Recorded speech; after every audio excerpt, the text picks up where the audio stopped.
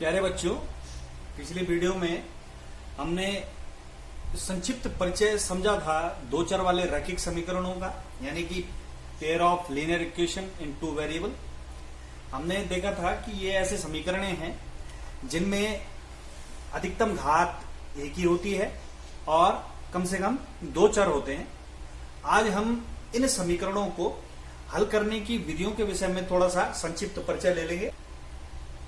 ये chapter board परीक्षाओं के लिए आपसे बहुत ही महत्वपूर्ण है, क्योंकि इस चैप्टर से लगभग 12 से 15 नंबर का हमारी बोर्ड परीक्षाओं में पूछ लिया जाता है।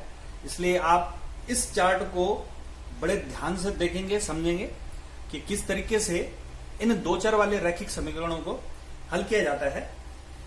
तो सामान्यतः समीकरणों को हल करने की हमारे पास मुख्यतः दो विधियां हैं। एक तो है ग्राफीय विधि, ग्राफिकल मेथड, और दूसरा है बीजगणितीय विधि यानी कि अलजेब्रिक मेथड।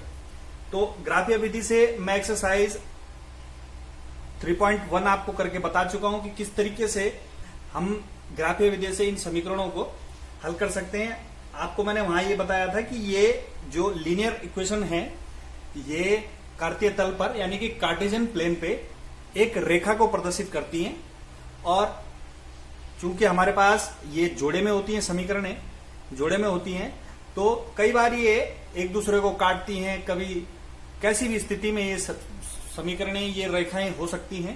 तो उसके अनुसार हम इनको हल करने के लिए विभिन्न प्रकार की विधियों का प्रयोग करते हैं।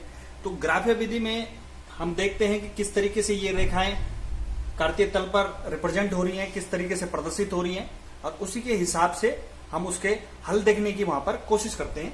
उसको मैं आगे बताता हूं। पहले थोड़ा सा परिचय देख लेंगे कि बीजगणितीय किस प्रकार की विधियां हैं इनकी। तो बीजगणितीय रूप में इसमें 3 प्रकार की विधियां हैं। सबसे पहली विधि है प्रतिस्थापन विधि, सब्स्टिट्यूशन मेथड। इसमें हम क्या करते हैं कि समीकरण, किसी एक समीकरण से एक चर में मान निकालकर उस चर का मान दूसरे समीकरण में प्रतिस्थापित कर देते हैं, यानी कि रख देते हैं। जैसे कि मैं उदाहरण से समझाऊं आपको कि इस तरीके से कोई समीकरण हमारे पास है, इक्वल टू 0 और 2x plus 5y plus 3 equal to 0।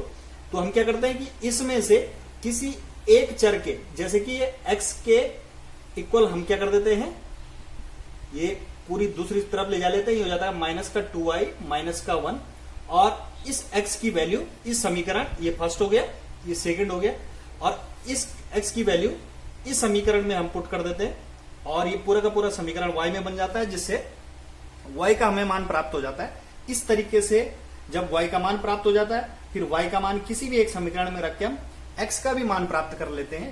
तो इस तरीके से प्रतिस्थापन ये विधि है, और इस तरीके से हम इस समीकरणों को हल कर लेते हैं। अब देख लेते हैं विलोपन विधि।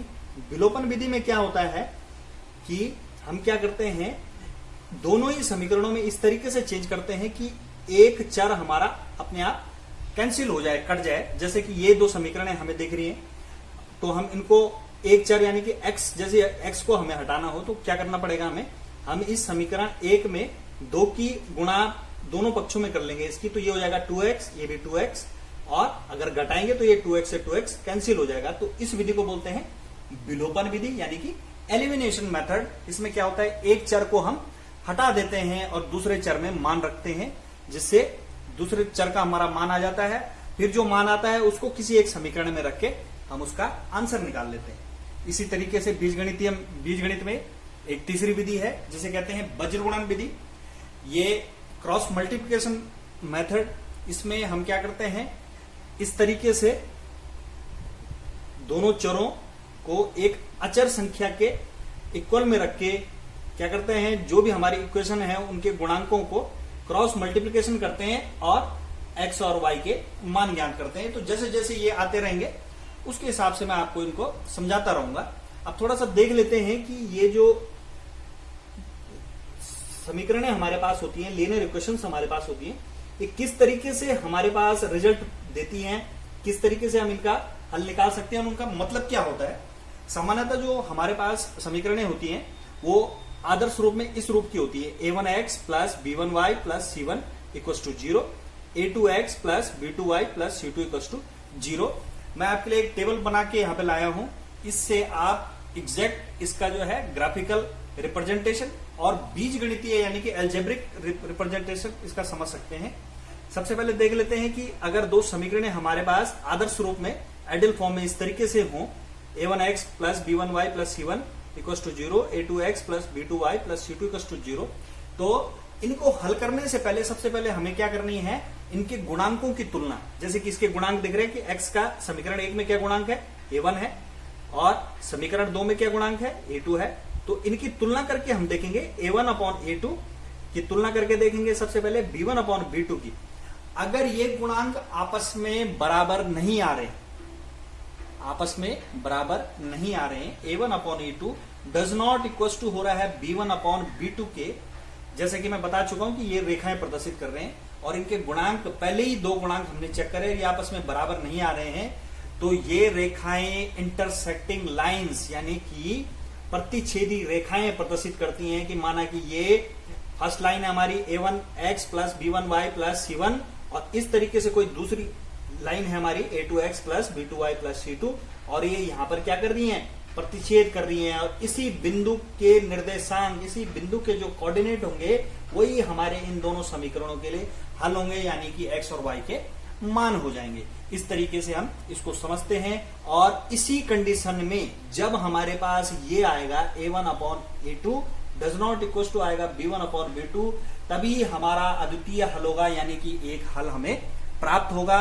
जब हमारी ये कंडीशन आएगी तभी हम इन समीकरणों को आगे हल करेंगे, बाकी किसी भी कंडीशन में हम उसे हल नहीं करेंगे। अब देख लेते हैं दूसरी स्थिति कि दो समीकरण हमारे पास ठीक वैसी मैंने दोबारा ले लिए हैं कि a1x plus b1y plus c1 equal to 0, a2x plus b2y plus c2 equal to 0 हमारे पास हो। इनके गुणांकों की भी हमने तुलना करी, हमने देखा कि a1 अपॉन a2 ये पहले दो गुणांक x के गुणांक b1 अपॉन b2 यानी कि y के गुणांक के तो बराबर आ रहे हैं, पर लेकिन अचर जो हमारे पास है, जो कांस्टेंट हमारे पास है, उनके गुणांकों के अनुपात के ये बराबर नहीं आ रहा है। ऐसी स्थिति में हमारे पास क्या होती हैं, ऐसी स्थिति में हमारे पास दोनों की दोनों रेखाएं समांतर रेखाएं होती हैं जो कभी नहीं मिलती हैं। इस तरीके से हमारे पास दो रेखाएं हमें प्राप्त हो जाएंगी जो क्या नहीं करेंगी, कभी नहीं मिलेंगी। और आपको ये जानना आवश्यक है कि जब कोई रेखाएं परस्पर प्रतिच्छेदी नहीं करेंगे, एक दूसरे को काटेंगी नहीं, तो उनका हल निकालना बहुत ही मुश्किल है, वो हल हो ही नहीं सकता उसका। इसलिए इसका बीजगणितीय निरूपण यानी कि एल्जेब्रिक रिप्रेजेंटेशन क्या होगा, कोई हल नहीं, इसका कोई हल नहीं होगा। हम इस सवाल को आगे करेंगे नहीं, हम ये चेक कर लेंगे इनके गुणांकों की तुलना और इससे हमें पता लग जाएगा कि वो रेखाएं कैसी हैं, समांतर रेखाएं, और केवल ये लिख देंगे कि इसका क्या है, कोई हल नहीं है, ये रेखाएं कैसी हैं, समांतर रेखाएं, इसलिए इसका कोई हल नहीं, और इतने में ही हमें पूरे नंबर मिल जाएंगे। अब देख लेते हैं तीसरी स्थिति, इसमें सेम वही समीकरण है, फिर गुणांकों की तुलना करी, a1 अपॉन a2 बराबर आ रहा है b1 अपॉन b2 बराबर आ रहा है c1 अपॉन c2। तीनों ही गुणांक आपस में कैसे हो रहे हैं, गुणांकों के अनुपात आपस में बराबर हो रहे हैं। ऐसी स्थिति में हमें क्या मिल जाती है, गुणांक आपस में बराबर हो तो ये कुछ इस तरीके से होंगे कि ये हमारी जैसे पहली रेखा इस तरीके से, ये हमारी a1x plus b1y plus c1, और दूसरी रेखा भी बिल्कुल इसी के ऊपर आएगी, यानी कि दूसरी रेखा इसकी क्या हो जाएगी, संपाती कोइंसिडेंट ये लाइन होगी, एक दूसरे के ऊपर आएगी। और जैसे कि आप देख रहे हैं कि ये दोनों रेखाएं यहां से और यहां के बीच अनेक बिंदुओं पर प्रतिच्छेद कर रहे हैं, इसलिए इन दोनों रेखाओं के क्या होंगे, अनेक हल होंगे, इनफाइनाइट मैनी सॉल्यूशंस इन रेखाओं के होंगे। और इन समीकरणों को भी हम आगे हल नहीं करेंगे, हम इनके गुणांकों की तुलना करने के बाद लिख देंगे आगे कि इन समीकरणों के क्या है, इनफाइनाइट मैनी सॉल्यूशन है, अनेक हल है, और वही उसका आंसर हो जाएगा। तो ये था चार्ट जो मैं आपके लिए बना के लाया दो चर वाले रैखिक समीकरणों के विषय में। इसको देखने के बाद मुझे आशा है कि आप इस चैप्टर के विषय में काफी कुछ समझ गए होंगे। और अब हम इस चैप्टर में देखेंगे एक्सरसाइज 3.2 किस तरीके से हम ग्राफीय विधि से इन समीकरणों को हल करेंगे।